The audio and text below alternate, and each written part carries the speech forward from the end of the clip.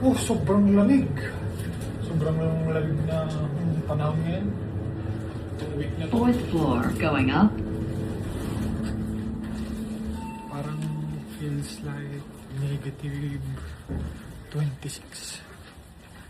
Ano ba yan?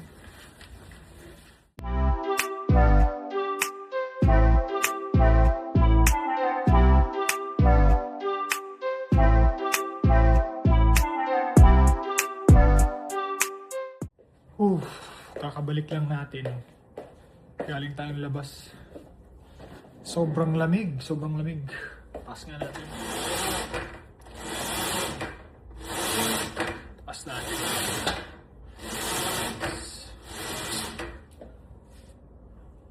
Mahangin. Ayun no.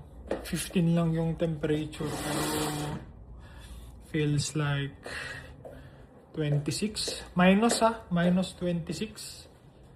Sobrang lamig. May dumating na package. Chinek ko sa Amazon. Parang ito yung birthday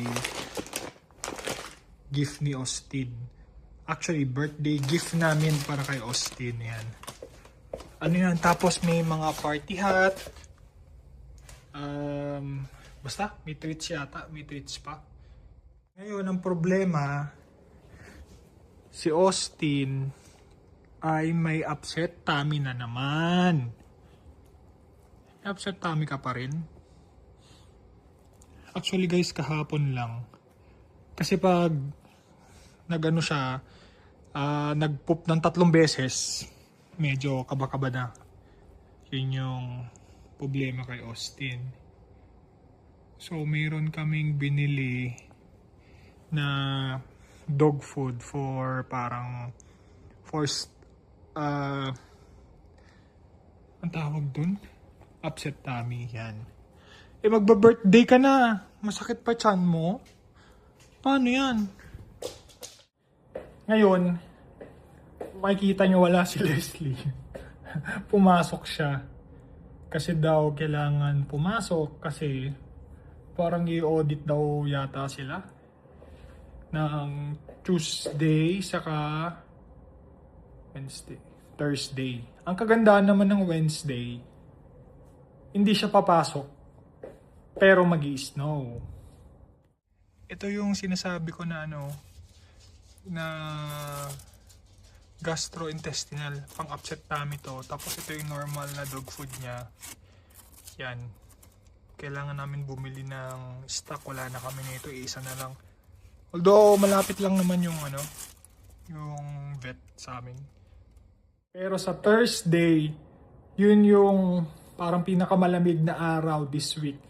Abot yata ng negative 30 plus. Yun yung nakita ko eh.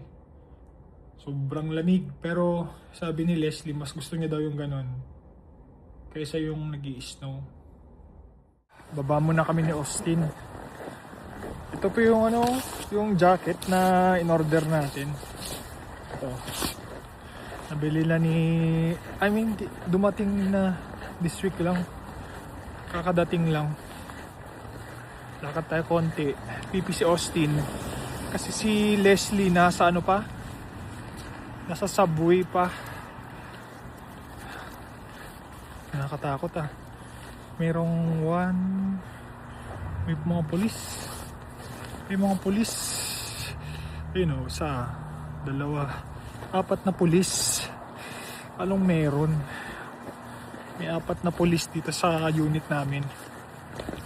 Normally daw pag mga ganyan, may firearm, mga drug lord or drug addict o pusher, ganyan. Pero tara, sunduin na natin si Leslie. Dito tayo sa Go Train.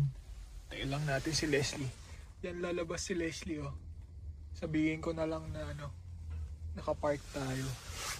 Yan, dyan lulusot si Leslie. So yun yung Go Train, yan yung Via Rail. Tapos dun maghihintay. Dun banda hirap lumusot dun, kaya normally dito tayo nagpa-park. Alam niya na to. Hintayin na lang natin. Ready ka na, Austin na? Picture mo. 2 years old! Oh, magto 2 years old na pala si Austin, oh. Ay, bumili ang mami ng party hat niya. Ay, may glitters pa. Tanggalin mo na. Hindi, tinry ko lang. Picture mo. Ganda, oh. Picture ko isa. Ay, nako. Di-snow na naman. Araw pala ng Wednesday ngayon. Lakas. Kumusta kayo dyan? Araw pala ng Wednesday ngayon. Kailangan natin maglakad kasi kailangan magpipi si Austin. Pero syempre, itutur ko na din kayo kung ano ba talaga ang sitwasyon ngayon dito sa Canada. Well, ito, nag-i-snow. Malalim na ulit ang snow. Parang malala yung week na to. Malala. Sobrang lala ng itong week na to. Sobrang lala. Kasi kung di malamig, sobrang magi-snow. Ano yung forma ko? Sobrang magi-snow. Kung hindi magi-snow, sobrang lamig. Papalit-palit. Ngay kahapon sobrang lamig, 'di ba? Tapos ngayon, hindi siya masyadong malamig pero malakas ang snow. Bukas, Thursday, sobrang lamig. Tinignan ko sa forecast, parang aabot ng -30. Thursday. Tapos malamig pa rin hanggang Sunday. Tapos sa Sunday, nakita ko parang 15 cm, parang 15 cm yung taas. So sabi ko kay Leslie, actually Sunday naka-schedule kami ng massage ni Leslie doon sa may downtown Oakville. Kaso sabi ko, delikado yan, cancel na natin, hanap na lang tayo ng ibang date. Kasi nga delikado din naman kasi talaga pag ganito, lalabas ka ng ganitong panahon. Sabi ko cancel natin kasi delikado. At syempre kasama natin ang fernanay natin, si Austin. Ayun, naglalaro na naman, laro na naman ng snow. Gusto niyang ganyan, yun. Pinaplow niya yung snow. Nakita niyo, nahirapan yung sasakyan, no?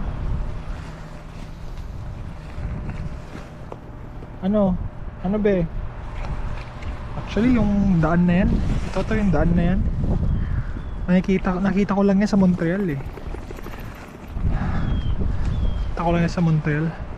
Ito yung yung avenue. Actually itong buong side na to, paloob dyan sa kabilang side ng street na yan, yan, avenue.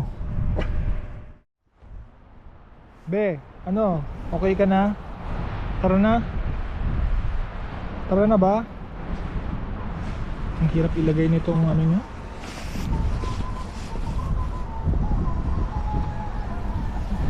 Hirap din to. Hirap ilagay nung snow costume, nung snow attire nya. Bebe, wait lang. Taas nga natin to. Taas mo pa mo. Ayan.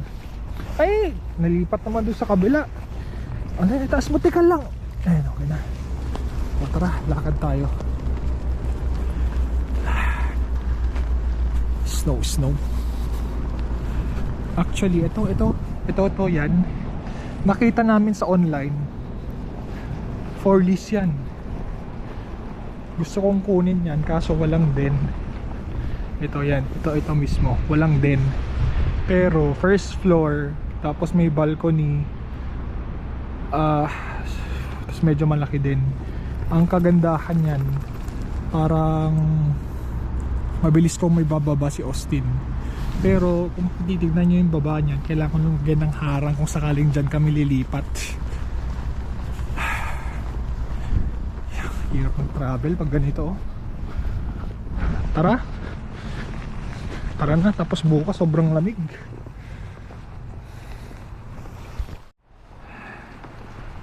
Papabili din ako ng snow boots kay Leslie kasi parang kailangan ko din ng snow boots. Actually ako may kailangan. Nahihiya nga ako kasi gagastos na naman, ganyan. Kaso sabi ni Leslie,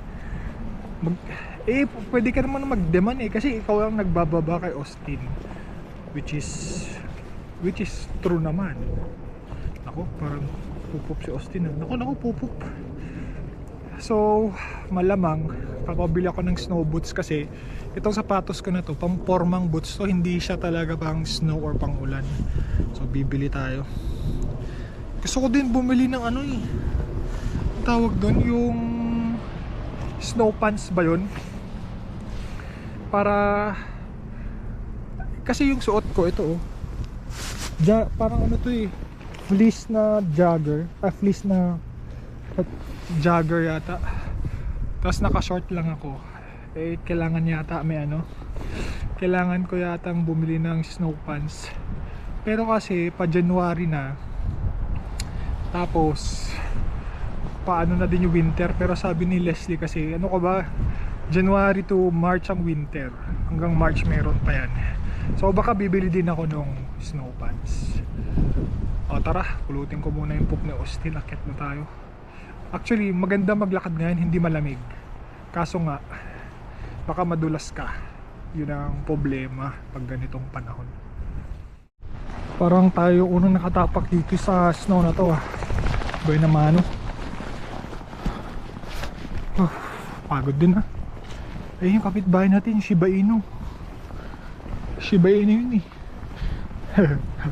Tara na Shiba Inu. Uwi na tayo.